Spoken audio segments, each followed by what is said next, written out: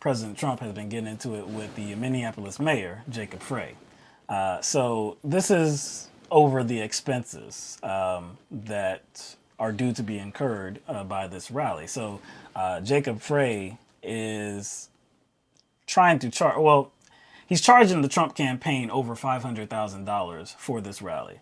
And so Trump's contention is that Mayor Frey, who is, of course, a Democrat, his contention is that Mayor Frey is overcharging them and trying to block them from appearing and trying to block their free speech and just their campaigning activities. So on Twitter, they have had a few back and forths. So it began with Brad Parscale just tweeting out how ridiculous it was that, these charges were so high, and Trump just, co-signing that idea as well. So on Twitter again, Donald Trump said, the lightweight mayor is hurting the great police and other wonderful supporters. 72,000 ticket requests already. Dump Frey and Omar. Make America great again. To which Jacob Frey responded, yawn. I like that. Welcome to Minneapolis, where we pay our bills, we govern with integrity, and we love all of our neighbors. So that was a pretty appropriate response. It did not stop there. Donald Trump did issue another tweet on this, and he says, someone please tell the radical left mayor of Minneapolis that he can't price out free speech. Probably illegal. I stand strongly and proudly with the great police officers and law enforcement of Minneapolis and the great state of Minnesota. See you Thursday night. And Mayor Frey responded, someone tell the President of the United States that he can afford to help pay for the extra time our officers will be putting in while he's in town. Tim Murtaugh, who is the Trump's campaign communications director, he has said that Frey's demand is ridiculous because additional security needs are coordinated by the Secret Service. Well, that's true.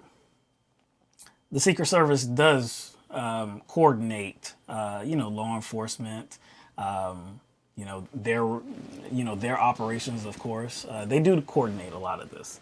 But that does not mean that local police officers are not used to secure the rally, the surroundings of the rally, inside the rally, or anything like that. It doesn't mean that local police officers are not involved.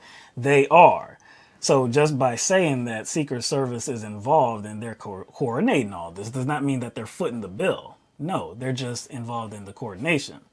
So why this is a problem and why I guess this is getting so much public attention, and even why Mayor Frey is, I guess, requesting the money up front from the Trump campaign, is that there are multiple cities all across the nation that have tried and failed to get the Trump campaign to reimburse them for law enforcement costs that are related to the securing of Trump rallies. So again, these are multiple cities. I think at least 10 have reported difficulties in getting that reimbursement cost back to them. Now, I'm not going to rattle off every single city that there is, but I will name one of them, and it is the most recent one as well, and it's El Paso, Texas. You remember the big rally in El Paso, Texas, in which Trump was there, and he, I'm not going to go into a speech, but still. In that rally, or because of that rally, and because of the law enforcement costs, El Paso is requesting, or really demanding, that the Trump campaign pay them back $470,417.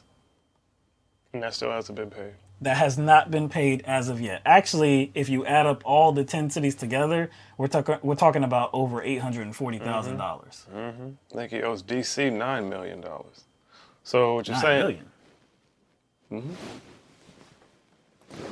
I mean, not 9 million. Not 9 million. It was 9,000. 9,000. Okay. Yeah, my bad, 9,000. All right. Yeah, but it's like I said, they've tried and failed.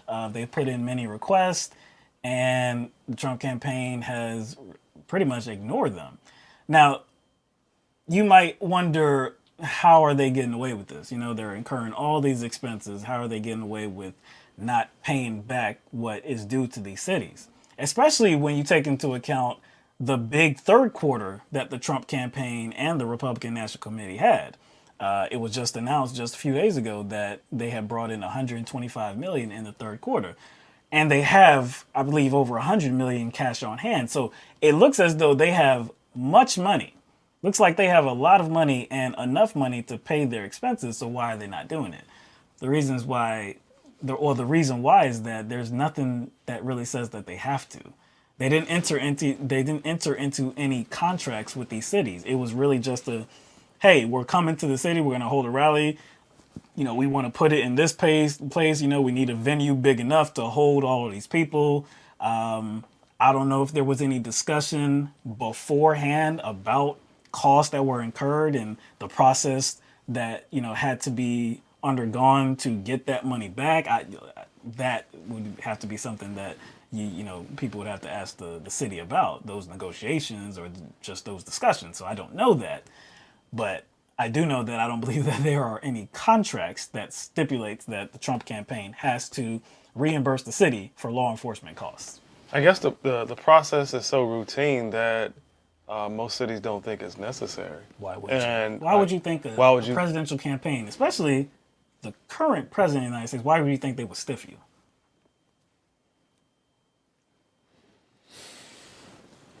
First of all, the Constitution doesn't grant any presidential candidate the right to have rallies in the city. That is right. And so there's no freedoms that are being stomped on or anything. No, you're not granted the right to have a rally by the Constitution. If Trump really cared about the police officers and those providing the services at these rallies, right? Because he kind of used those as a buffer to criticize. Yeah. What's the mayor's name? Mayor Frey. Yeah, mayor. He used that as a buffer to criticize the mayor, but if he really cares about the police officers and those who are tasked to, protect people at his rallies and be security at his rallies, then Frey is on, he's on the wrong side of this. Yeah. You see what I'm saying? He wouldn't be mad that Frey is requesting that money up front, right? Because he's requesting that money up front because of the services, not just because of the services that need to be rendered, but because of Trump's campaign having a bad credit history. Bad credit history, yes. When you have stiffed so many people, think about it. Credit.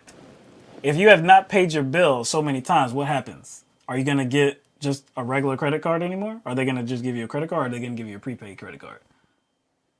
So basically, Trump is attacking Frey because he has bad credit. That's essentially what's going on here. It's like, how dare you deny me, or how dare you charge me up front when I'm the one who's the deadbeat here? How dare you charge me up front when I'm the one who has a long history of not paying these cities? So he's trying to turn it around in a weird way. Like you said, there's no contracts, but I don't think that prevents these cities from suing. No, of course not. No. They can sue. That's going to be a long process. It would be easier just to get somebody to pay for their bills, or it should be easier. Let me correct myself. It should be easier, especially the president of the United States.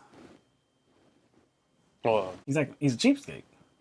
He's acting like it's not even that. I was about to say he's not even that. It's not cheap. No, he's a crook. He's a crook. He's a crook. A specific kind of crook. Yes. He's like a thief. Yeah, he is. He's stealing.